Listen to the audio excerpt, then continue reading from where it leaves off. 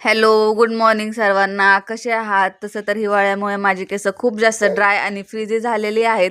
मी हे मास्क दर 15 दिवसांनी ट्राय करते. ह्याच्याने केस खूप जास्त सिल्की आणि शायनी होतात.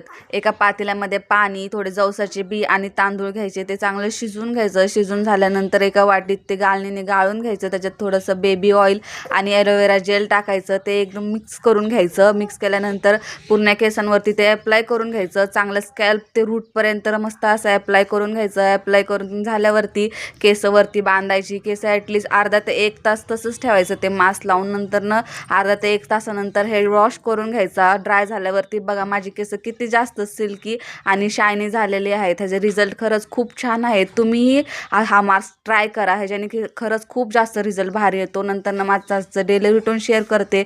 घरातली पटपट कामे आवरून घेतली आणि आज रानात गेले होते. आम्ही रानात ऊस लावलाय. रानात फेरी मारायला गेले होते. येताना माझ्यासाठी ऊस आणला होता. मी ऊस वगैरे खाल्ला आणि बघा आमच्या दारात आज किती छोटीशी पाहुणे आलती. आणि असा होता माझा आजचा दिवस. Okay, bye.